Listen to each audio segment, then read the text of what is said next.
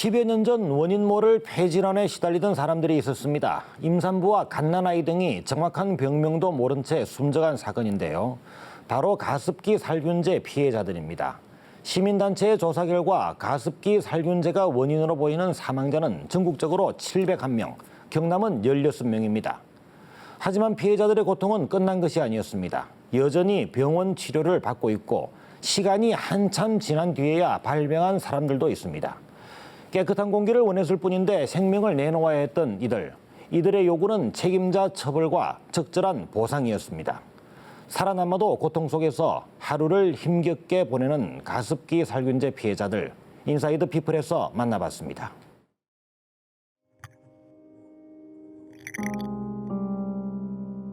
(10여 년) 전 원인 모를 폐질환으로 영유아를 비롯한 임산부 등이 잇따라 사망했습니다. 화학물질이 포함된 모든 생활용품 사용에 시민들은 불안해하고 있습니다.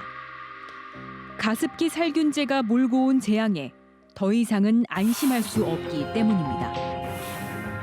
시민단체의 조사 결과 경남의 가습기 살균제로 인한 사망자는 16명이고 여전히 고통 속에 사는 사람도 70명에 이르는 것으로 나타났습니다.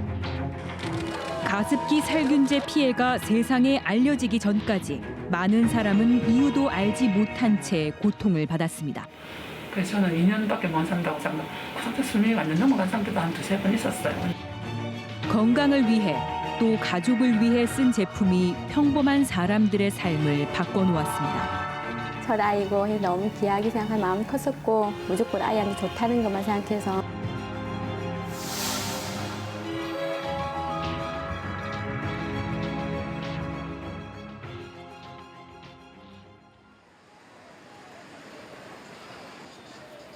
매일같이 수많은 시민이 오가는 거리입니다. 그동안 지역의 대형마트 등에서 옥시 제품 불매 운동을 해왔던 환경단체가 거리로 나섰습니다. 일단은 제2의 옥시를 박사 사명운동 중입니다. 동참부탁드립니다. 손해배상법 제정과 화학물질 관리법 개정 등 재발 방지를 위한 서명 운동에 나선 겁니다. 우리가 국민들의 힘으로 이런 서명 작업을 해서 이렇게 여러 가지 관련된 법들을 만들어내서 다음에는 혹시 이런 재발 문제가 이렇게 재발되지 않도록. 시민들이 가던 길을 멈추고 펜을 들었습니다. 비어있던 종이가 하나둘 서명으로 채워집니다. 우리 이웃이 겪은 고통에 공감대가 커집니다. 제2 옥시가 일어나지 않아서 좀 행복한 안전한 제품을 사용할 수 있도록 그렇게 됐으면 좋겠습니다. 사람 생명이 소중하니까 가족들이나 가슴 아픈 일이니까 그나마 이게 앞으로도 좋게 시정이 되어서 그나마 마음이라도 조금 편하게 도움이 좀 됐으면 좋겠습니다. 가습기 살균제. 많은 이들이 세상을 떠났고 남겨진 사람들은 병마와 외로이 싸우고 있습니다. 가습기 살균제로 인해 평범했던 이들의 삶이 송두리째 변해버렸습니다. 건강했던 전직 배구 선수부터 생후 100일이 갓 지난 딸을 하늘나라로 보내야 했던 엄마까지. 이들이 받았던 아픔과 고통은 이제 누가 무엇으로 보상할 수 있을까요?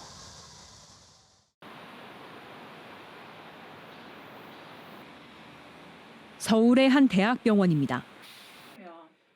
생사의 갈림길에서 몇 번의 고비를 넘기고 다시 병상에서 보내는 일상으로 돌아온 사람.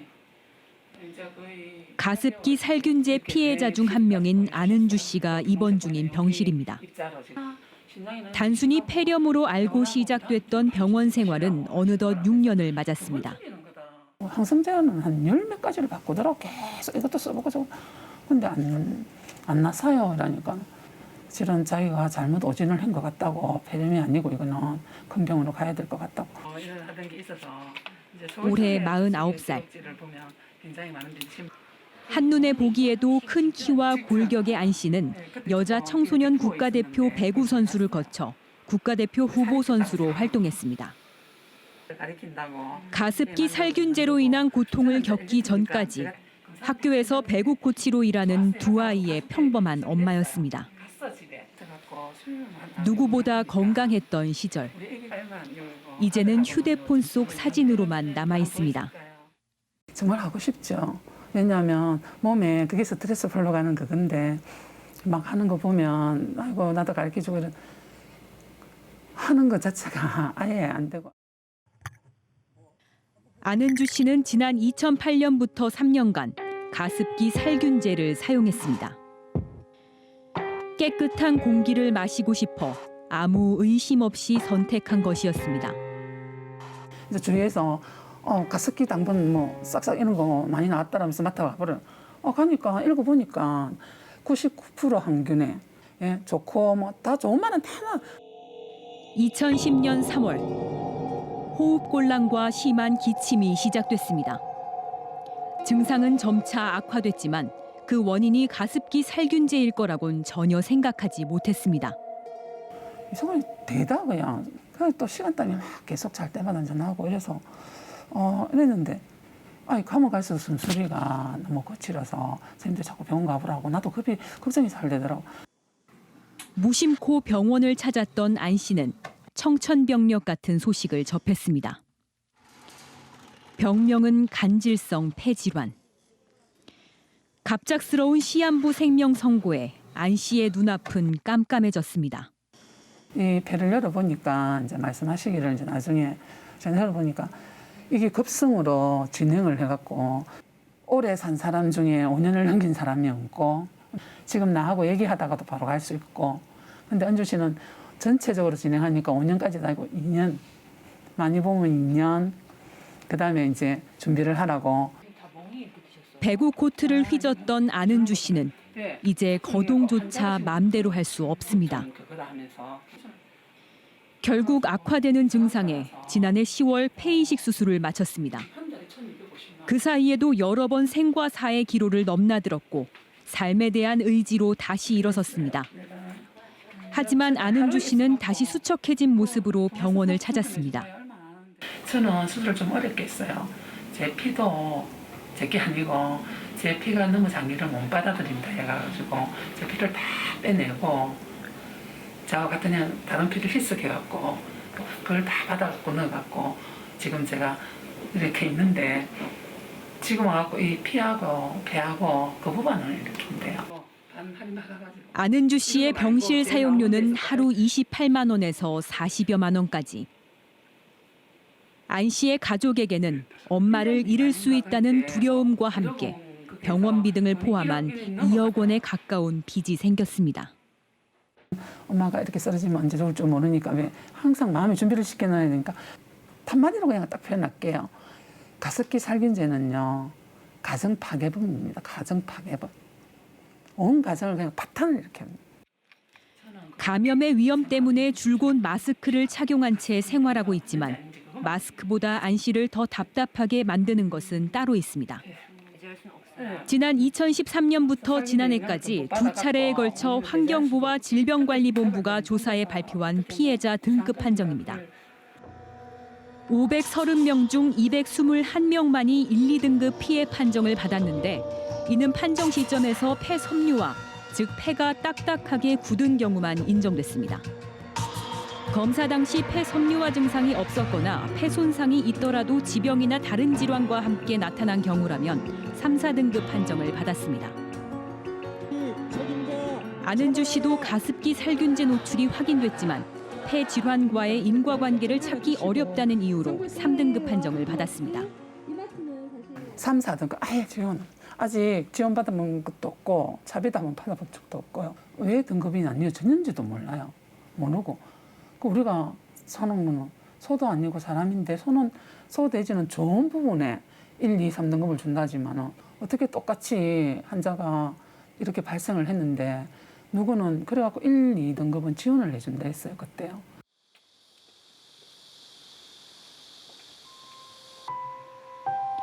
창원에 사는 박모 씨는 지난 2007년 생후 100일이 갓 지난 딸을 잃었습니다. 박 씨 역시 가습기에 살균제를 사용했습니다. 늦게 얻은 귀한 딸 사랑에 매일 좋다는 가습기 살균제를 사용했습니다. 하나밖에 없는 첫 아이, 너무 이쁜 아이를 위해서 너무 잘하려고 했던 게 결국 그 아이한테는 독이었다 생각한다면 저희 부모 입장에서 정말 그게 더 죽는 일이죠. 딸을 앗아가 버린 끔찍한 자리에 놓여 있던 가습기 살균제 용기지만 몇 안 되는 딸의 흔적이라 엄마는 차마 버릴 수도 없습니다. 딸이 원인 모를 폐질환으로 사망하고 4년이 흐른 후에야 딸과 같은 증상으로 세상을 떠난 피해자들이 또 있다는 걸 알게 됐습니다. 저희는 사실은 2007년도에 아이를 보냈고 결과적으로 뉴스화 되어진 거는 2011년도 한 4월, 5월 그때 제가 기억합니다. 그때 아이 산모들, 갑자기 산모들이 태아를 안고 같이 사망했다는 사건이 이제 뉴스화 되었을 때 거기에서 이야기하는 폐섬유화. 사실은 저희가 병원에서 계속 듣던 말이 그 폐섬유화였거든요. 박 씨가 사용했던 제품은 애초 검찰 수사에서 빠진 대기업의 상품이었습니다. 이것이 박 씨가 오늘 카메라 앞에 선 이유이기도 합니다. 저희같이 이렇게 피해자가 나서지 않으면 또 제2의 또 제3의 이런 피해자가 생길 수 있다는 생각이 들기 때문에 저희가 이렇게 나서서 계속 알려야 되는 거예요. 정부는 얘는 괜찮다고 빠진 이 제품을 쓰고도 우리는 보냈었다고. 박 씨는 뒤늦게 피해를 깨닫고 신고했지만 최근 늘어난 피해자 수에 아직 등급조차 판정받지 못한 상태입니다. 딸을 겨우 가슴에 묻었지만 올해 초 박 씨의 몸에도 이상이 생겼습니다. 저도 얼마 전 3월 달부터 병원 신세를 지고 있거든요. 그러니까 저는 생각지는 못했죠. 왜냐하면 이미 시간이 9년이 지나갔고 연결되었다고 생각 못했는데 이번에 이제 저희가 이렇게 접수를 하면서 피해자들 많이 만나다 보니까 그분들은 10년 뒤에, 11년 뒤에 저처럼 만성 기침이 심해지고 그렇게 해서 계속 가래가 나오고. 둘째 아이가 태어났지만 박 씨는 가습기 살균제를 사용하지 않았습니다. 그리고 지금 시중에 판매되는 생활용품에 대한 신뢰를 잃었다고 말합니다. 저도 이제 아이가 6살이라서 물건 살 때마다 안전하다, 그죠? 천연이다, 무해하다 이런 말들에 대해서 너무 열심히 보고 있지 않습니까? 근데 자신이 없어요. 제가 선택한 게, 이 선택한 기준이 이게 믿을 수 있는 건지. 가습기 살균제 피해 사건은 지난 2006년을 시작으로 영아와 산모들이 원인 미상의 중증 폐질환으로 잇따라 사망하면서 알려지기 시작했습니다. 이들의 죽음이 가습기 살균제의 사용과 연관돼 있다는 것이 수년이 흐른 후에야 밝혀졌습니다. 가슴 아픈입니다. My prayers and condolences goes out to the victims and the families. 옥 씨는 가습기 살균제 성분의 흡입 독성 시험을 생략했고 정부 역시 유해성 여부를 추적하지 않았습니다. 이후 옥 씨 외에도 가습기 살균제와 관련된 기업들의 부도덕한 행태가 드러나면서 소비자들은 분노했고 불매운동으로 이어졌습니다. 가습기 살균제로 인한 피해자는 사망자 701명을 비롯해 모두 3,600여 명으로 집계됐습니다. 많은 사망자와 피해자가 발생했음에도 배상 기준 밖에 있는 3, 4등급의 벽 앞에서 피해자들의 눈물은 마르지 않습니다. 목숨은 다 똑같아요. 근데 누가 누구를 등급을 매겨갖고 등급 3, 4등급으로 불리는지 전 그게 너무 억울한 거예요. 이달 초 가습기 살균제 피해 국정조사가 시작됐습니다. 옥 씨를 비롯해 제조 판매업체는 물론 환경부와 산업부 등 관련 부처들이 대부분 조사 대상에 포함돼 앞으로 90일간 조사하게 됩니다. 가습기 살균제 피해가 공식 인정된 지 5년 만의 일입니다. 힘겨운 싸움을 이어가고 있는 피해자들은 말합니다. 정부가 인증했다 그러면 우리 이렇게 서민들이 믿고 그걸 구매를 했을 때 할 수 있는 그런 사회와 시장 문화가 되어줬으면 좋겠고 기업들도 제발 자기네들 이익만 따지는 것이 아니라 철저하게 제품 하나를 만들 때도 소비자들을 위한 생각을 하게 되었으면 좋겠다는 바람이 가장 큽니다. 제품에 대한 분노와 가족을 잃은 슬픔을 넘어 제2, 제3의 화학 제품에 따른 또 다른 피해를 막기 위해 피해자들은 다시 거리로 나섭니다. 진심 어린 사과와 아픔에 따른 명백한 배상만이 아직 끝나지 않은 고통을 위로할 수 있다고 피해자들은 목소리를 높입니다.